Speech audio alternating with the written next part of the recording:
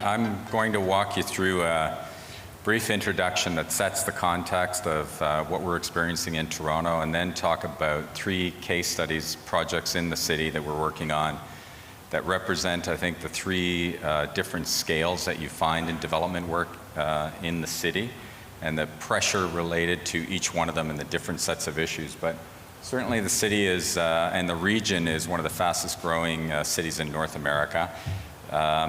Current population of the Greater Toronto and Horseshoe is 7.1 million. We're expecting to accommodate growth of about 100,000 people per year, leading to, by I think 2041, a population of 10.1 million. So the growth has been rapid, and it's been very substantial, and it also kind of sets the stage for Toronto as being in the core of the 12th largest mega region in the world. And this diagram shows the position of Toronto on the Great Lakes within some of the great northeastern US cities, Chicago, Michigan, that form part of that mega region. So it certainly is part of this idea of mega cities and mega regions, but at a fundamentally different scale. While it is a growing metropolis, there are indications that it is also one of the best cities to live in. A number of magazines, a number of reports, a number of studies have indicated that now for years. Metropolis magazine, we have, last year we were #1, this year we've fallen behind. We're back down to #9, unfortunately. But the city is experiencing rapid growth, but it's trying to deal with this in such a way that it allows the city to continue to be a great city to live in. And it's a kind of constant struggle, and it's a constant challenge for this, this idea of sustainability, this idea of creating and accommodating significant growth and rapid growth, but also making the city and the region very livable. So the province, in an attempt to kind of control the growth, has, like many other cities like London, has set up a green belt around the perimeter. And it's approximately 11.8 million acres that have been set aside for natural wetlands, forests, farmland, and it creates the ring around the city that you see in the green. And then within the that ring is the growth that from the center, 1945, which is the darkest spot, which is the main downtown core area. Growth is concentrated in that area, and it continues to expand out, but it is limited. So what that is really creating is a condition where density has to be something that we have to think about and we have to deal with properly within the region. So the anti-sprawl planning that was set up by the province back in 2005 and 2006 and continues to be updated is trying to provide some sort of guideline to allow us to deal with this issue. And it's a very important document that we're constantly, I guess, taking into consideration as the planning goes on around the city. This is a similar slide that James Parak showed in his image or presentation this morning. This is the Toronto Skyline in 2000, where you can kind of see the traditional identifiable central business district with the commercial banking towers as the kind of the height peak, along with the CN Tower. And then the city scaled down like a lot of traditional North American cities with low-rise or lower-scale office buildings down to residential neighborhoods around the periphery. But it is a kind of a skyline that has always been associated with the city of Toronto that has, in the last 14 years, changed dramatically with approved projects and built projects that have gone forward. And the density and the increase has been quite substantial, and it has had a real significant impact on how we're doing our work, and I think also on how the city is doing its work. And I'll talk a bit about that. The other thing that the province is doing is realizing that they're pushing density in towards the center of the city and having to address issues of transportation and transit. I think we're still lacking in terms of some of the regional rail connections and the mass transit that we really should be accommodating for the kind of density that we're providing. but there certainly is an attempt to unify a lot of the different disparate transit systems and provide regional rail that connects the various centers that surround the city. And there's also significant development within the city for things like Union Station, which has a huge population that comes in every day and that disperses into the city core. So in the last few years, there's been $1 billion revitalization of Union Station. Along with that kind of expansion that's occurred and push towards the center, things like the waterfront have been revitalized and are part of one of the largest revitalizations, I think, in North America. It's over 800 hectares of land that are being totally transformed, and that work is ongoing. It started in 2000 and continues to evolve. One of the projects today I'll be talking about is within this context, but I think this is an important illustration in the sense that it shows one of the things that's making the city a very livable city, and it's actually mentioned in some of these reports that we're looking at our waterfront and ways to improve it and ways to connect to the public realm that exists along that waterfront and continue to make it better. The city was, like many North American cities, originally it had a lot of industry within the central core. That industry has now moved out and it's been replaced by financial services, media corporations, which has increased the demand for office space within the central core. There are several million square feet of office space that have been added to the core to create, I think, a multifunctional core in the sense that the residential density is coming to the core. The office density is also sustained within the core but continues to grow to create a really unique or strong central business district.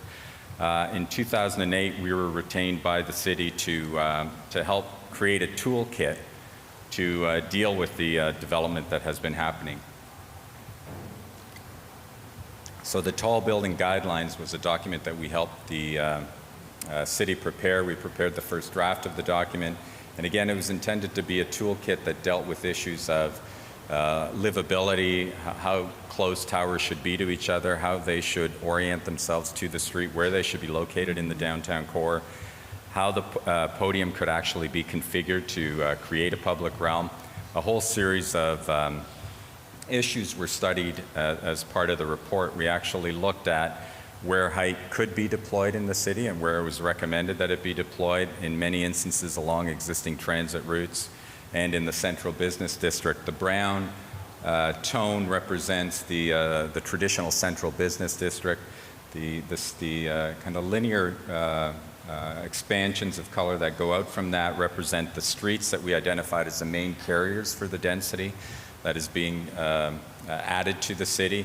And this was intended to, again, help the city think about where tall towers were appropriate and how they should be deployed in that area. So this was a document that was kind of a living document in the sense that it was presented to the city, it was modified by the city, and it has now become an official document, a set of guidelines more than a document, although they are looking at ways of implementing it into a stronger format as opposed to just a series of guidelines. So the study also looked at streets and how height might be deployed along those streets, is the thinking being that the streets where the transit is are the principal carriers for the density.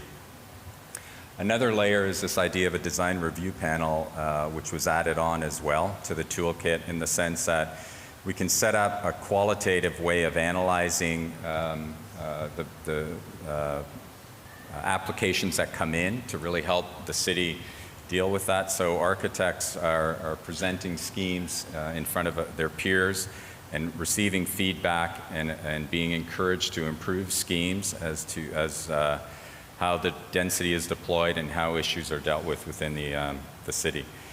And then there's a whole push to really get people involved in the process, and it's resulted in a huge transformation in the way people have expected the quality of the public realm and the design and the architecture of the city to improve. The three projects I'm going to quickly go through are One Bloor, the Well, and One Yonge. One Bloor is kind of a traditional application in the sense that it's a tall tower, it's 76 stories, on a transit line in a height district that had been identified by the city as being able to carry that kind of height and density. It's a height peak. And it was really taking the idea of intensification and applying it, looking at how to deploy that at this one location. This is the lower parking levels, and as you work your way up, you start to introduce retail at the ground floor, transit connections. We start to have a kind of a very key link to transit, retail up above, and then residential density that pulls back from the street up into a tower, residential amenity on top of the tower, podium, and then the tower itself that rises to 76 floors. It's 254 meters in height and has 790 units of density sitting right on transit. The second project is the Well, which is quite different in the sense that it's not a single plot of land that can carry just one tower. It's actually a much larger plot of land, almost a full block in the former industrial warehouse neighborhood of Toronto, and it deploys a whole series of multiple uses, but it sits within the context of an old industrial area within the city, brick and beam warehouse buildings that for a time were being torn down because the zoning in this area was originally just industrial, did not permit mixed use and residential. But the city was able to get creative and shift that zoning so that it accommodated residential as well as office. And what we found happening within the city is that it became an exemplar for how to develop within the downtown area. This was recently included as part of the International Architecture Biennale in Rotterdam, is recognizing that in the 21st century, the city, communities have to adopt a whole new way of looking at zoning and bringing density and mixed use into the downtown area. The site plan was a very porous ground floor site plan that connected into an existing fabric. Did not have roads going through it because this is really intended to be a pedestrian network that built up on a lot of the existing mews and pathways that walk through the existing block infrastructure. It deploys a mix of uses which you don't traditionally find in a lot of residential developments or developments in the city, because residential developers just like to do residential, commercial developers just like office space. And what we found here was that 3 developers came together, one office developer, one residential developer, and a retail developer to come up with a whole new way of deploying density in the city and making it multifunctional, which is really a demand going forward. And you can see that it's a complex stacking of office, rental, and residential sitting above retail. What's interesting is that this is also sitting adjacent to an old rail corridor, the main rail corridor that connected all the way across Canada, and has shrunk over the years as the density has moved into the city. What is happening now, though, in an interesting way, is that the city is starting to think about how to make that usable parkland, and there is even consideration now for a 21-acre park on top of that rail corridor, which addresses the need for the kind of density that we've been deploying in the city. Requires a significant amount of public space, and this is one way for the city to do it, is to find these underutilized pieces of land and transform them into park, much like Millennium Park in Chicago. This is a view of the office building component with the residential to the left, and the park rendered in the foreground that would cover the rail corridor. And then within the retail had its own set of issues associated with how to deploy that within this site. But the other thing that we were very careful about in setting up the master plan was trying to set up an infrastructure that allowed the architecture of the retail, the residential, and the office all to tie back into this idea that this was an industrial warehouse neighborhood, and to try to bring that brick and beam and that character back into the architecture a bit, so that it is not a building that's just landing in the middle of this neighborhood without having any sense of context or connection back. These are a few of the renderings that are being developed. The other thing that's interesting about this project is we did the master plan for it. We're working on the office building, but this component is being done by a retail architect. So the work is really being spread out among a number of architects. It's not one architect with a single hand that would control the whole site. It's a much more complex integration of uses, but also architects. So this is the work of BDP out of London that has been brought in to work on the project. And then at grade, there is extensive retail. There are pathways that cut through. There's a really clear sense of how to try to ground the building and to try to bring it within the neighborhood. And again, in this case, we're using terracotta as opposed to brick. So there are different ways of interpreting the historical vernacular of that warehouse district. The final project is at a much larger scale. It's our One Yonge project, which is again within the waterfront district and the redevelopment of the waterfront district. This application started, the site that we're involved with is the blue within the red or the purple precinct plan. So it started as a single application. And there were some parameters that were laid down very early on about taking the site and dividing it and splitting it in half and running a Harbour Street extension right through the middle of it. So part of the idea is to bring the fabric of the city right through. So this is Harbour Street that would extend right through, bisecting the site. And that was set up as part of the original zoning for the site, and that had to be maintained. But in 2004, this was an initial massing concept that was presented that had the road going through it, that had the existing kind of very little development in the context that you can see. And again, this was 2004 as the city was just starting to explode in terms of the density.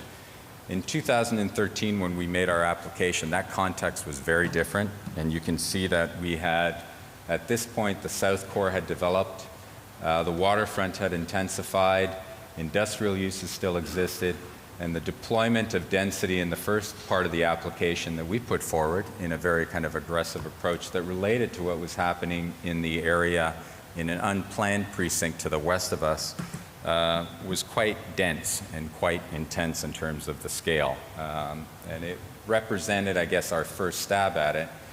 It initially led us to get involved with the city on a Lower Yonge precinct plan, where Perkins and Will was brought in to develop a precinct plan. And in order to improve our development application, our client agreed to participate in this. And this is one of the first of a series of urban design workshops and presentations with the city planners and the councillor. But it goes back and it speaks to this whole issue of having a lot of involvement and collaboration between the design team, the master plan team, the architects, the community, and a full range of participants that are really making the public realm and trying to shape the city. So in this case, there was a lot of logic to deploying that height that we were proposing at the foot of Yonge Street. There was height being deployed all the way along the major transit corridors. There was intensification along subway nodes. There was a logical deployment of larger scale density close to the billion-dollar renovation of Union Station, which is this idea of connecting regionally to a much larger context. So I think everybody bought into this idea that height made a lot of sense at the bottom of Yonge Street, facing the waterfront, but it was just a question of how do you deploy that, how do you shape it, how do you sculpt it, which goes back to the whole idea of the tall building guidelines and the evolution of the tall building guidelines. Because really what happened was that original tall building guidelines were considered more for shorter buildings. The original tall building guidelines were 40 stories. Those are the kind of scales of applications that were coming into the city at the time when the guidelines were written. But now we've jumped up to a whole level of super tall buildings of 90, 95 stories, so the guidelines had to be modified. And this precinct plan started to show how we might be able to do that. This is the existing ownership of the precinct, and it's an example of how three landowners were brought together by the city to work with the city and the community to develop a whole master plan that dealt with a whole series of issues on the site. Ease of movement on the site, there were 5 principles that were set out. Accessible public spaces, pedestrian comfort, diversity of units, of uses, and also good urban form. This idea of how do you shape and deploy this kind of density on the site. The site was also located, again, close to a lot of transportation, light rapid transit, subway lines, the major rail corridor. A cycling network plan was developed of how to extend cycling through the site. It was connected also to the path system, which is our underground 30-kilometer path system that winds its way through the site, and also up through the city. And then there was a whole strategy of how to break the scale of the precinct down into smaller blocks, and how to prioritize and develop a street hierarchy where some of the streets were retail, some of them were pedestrian, some of them were service, and how to develop that. How to create mid-block connections, but more importantly, how do you create a large park space in the center of this kind of density? And if you recall, the original rendering that I had shown had density all along here, and all 8 of these blocks were filled with towers. But through this public process, it was determined that a park was appropriate at this location and really had to be factored into the master plan, and it was in the end. A whole strategy for where the residential would be deployed to the north of the site, close to the rail corridor, but also the Gardiner Expressway. The blue uses represent office space, which was used as a buffer between an existing industrial use that had to remain on the site.